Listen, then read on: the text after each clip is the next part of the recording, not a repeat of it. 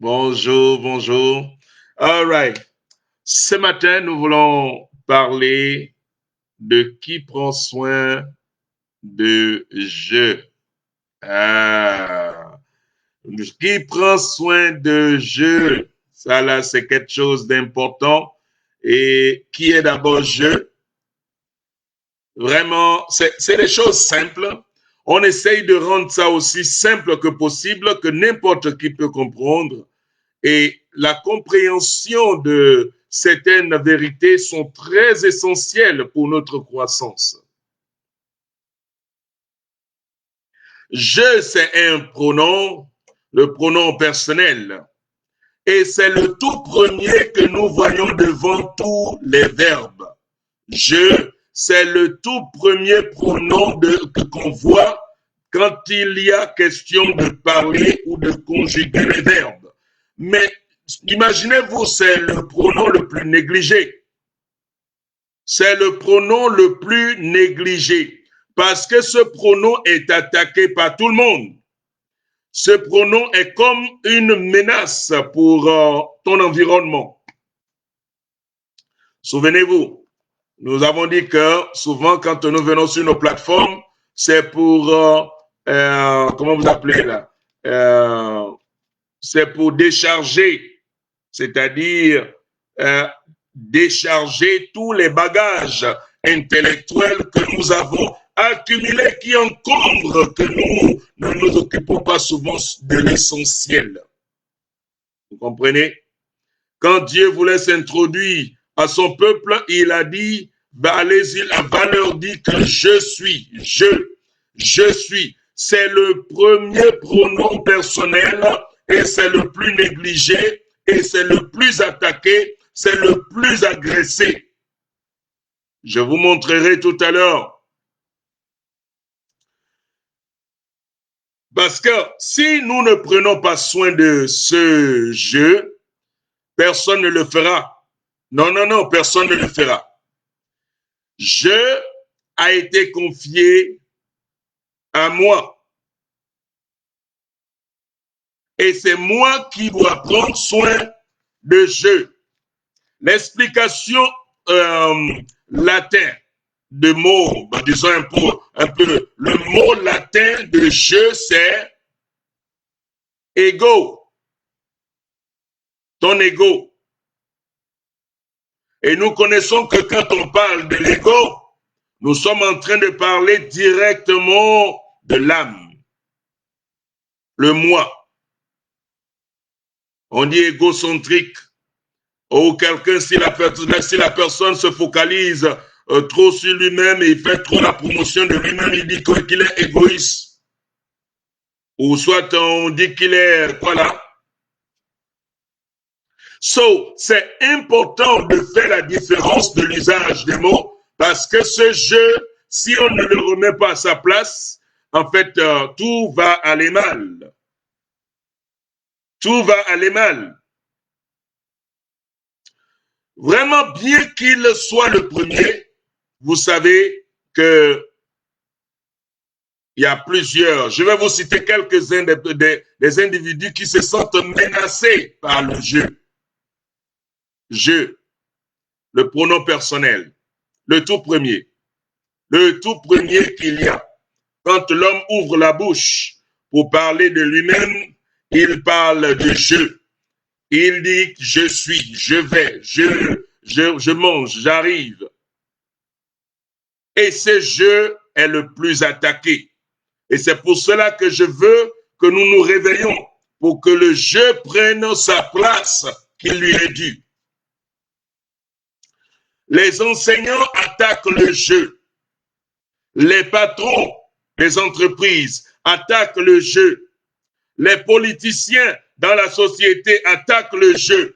Ils ont peur de lui parce que vraiment, si il commence à s'affirmer, il va leur créer des problèmes. Oui, oui, oui. Si le jeu commence à s'affirmer, à se valoriser, quand on va commencer à valoriser son ego, alors les enseignants, vous savez, ils vont avoir des problèmes. Ils disent toujours qu'il faut parler de nous. Mais nous connaissons qu'il n'y a pas nous sans jeu. Il n'y a pas nous sans jeu. C'est en fait le jeu qui est sain, le jeu qui est en fait sensible, moralement vraiment ajusté et qui est équilibré. Ce jeu-là, c'est celui-là qui fait un meilleur nous. Il n'y a pas de meilleur nous qu'un meilleur jeu. Vous savez, le système actuel doit être complètement désorienté. On doit décimer le système actuel parce que le système actuel a été utilisé au-delà de 200 ans. Pourquoi? Je m'explique. On envoyait les gens, par exemple, quand on te donne un travail, on ne compte pas sur toi pour que le travail soit bien fait. On compte sur le maître de chantier, qui, comme le bourreau, qui doit rester derrière toi pour que le travail soit bien fait. En fait, le compte de travail, on ne te le demande pas toi. On le demande au bourreau, le chef de chantier, ou soit le maître. On les appelait les encadreurs. C'est pour cela que les maîtres, les maîtresses, les professeurs ont toujours fait la guerre à jeu parce qu'ils ne veulent pas que je s'affirme, ils veulent faire des jeux nous. Et il n'y a pas une meilleure société sans le compte personnel et individuel. Vous comprenez ce que je dis? Tous ces gens-là, que cela soit les politiciens, les patrons et les professeurs, tous sont menacés quand tu veux affirmer ton ego. Parce que si tu affirmes ton ego, ça veut dire qu'il faut qu'il costume la connaissance à chacun de nous. Et la connaissance est ouverte aujourd'hui. Chacun peut recevoir sa connaissance en costume. On peut préparer la connaissance à chacun selon qui il est, selon son caractère, selon sa personnalité, selon son identité. Vous voyez? On ne gère plus les gens en groupe comme on le gérait auparavant.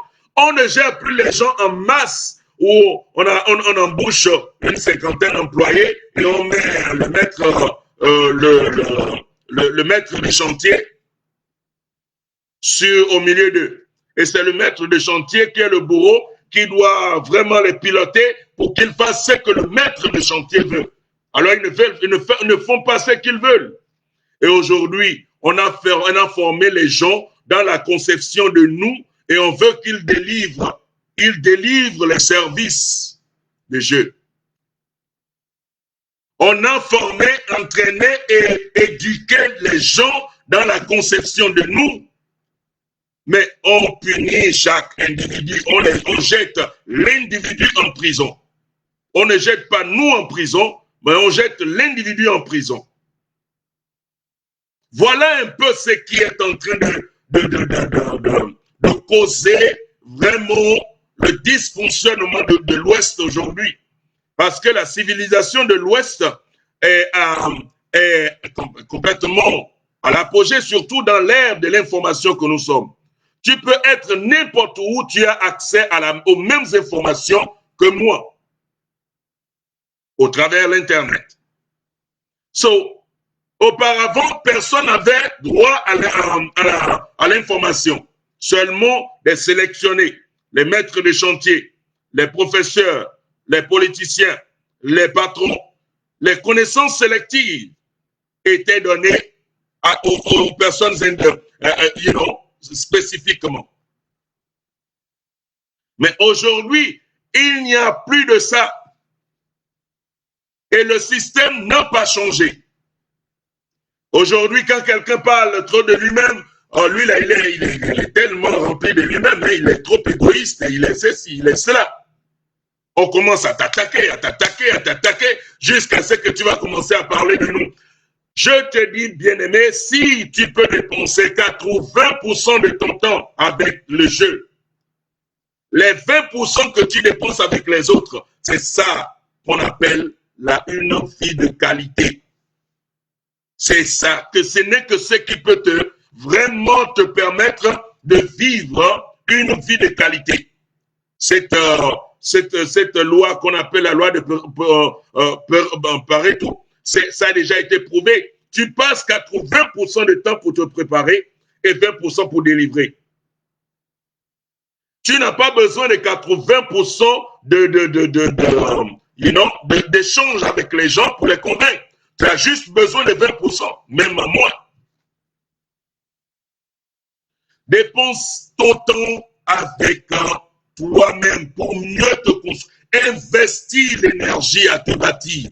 Investis vraiment la qualité de temps sur toi-même pour que tu sors quelque chose de meilleur. C'est important pour nous de savoir ces choses. Et si quelqu'un veut parler, veut te dire que tu es égoïste, tu es ceci, tu es cela, dis à la personne que je ne suis pas venu vivre ta vie. Tu es venu vivre ta vie à toi-même. Je suis venu vivre ma vie. Ce que tu penses, cela m'est égal. Et si quelqu'un t'a fait juge pour vouloir me juger, alors la personne doit recevoir l'autorisation pour pouvoir vraiment me demander est-ce que je peux te juger. La personne doit m'expliquer d'abord ce que je lui ai fait. Il faut laisser les gens tranquilles. Nous sommes trop en disparade. On est éparpillés. Nous sommes partout et nulle part. Nous avons besoin du temps pour passer avec nous-mêmes. Il y a des gens, presque il n'est même plus habitué à passer du temps avec lui-même. Presque il n'a même plus le temps à passer avec lui-même. Il se pose les questions. Est-ce qu'il ne va pas aller vers les autres ou je ne sais pas. Il ne peut rien faire sans le consentement des autres.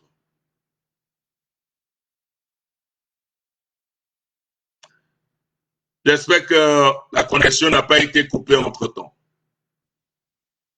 Répondez-moi, la connexion n'a pas été coupée entre-temps? Dites-moi quelque chose. Ça a été coupé entre-temps?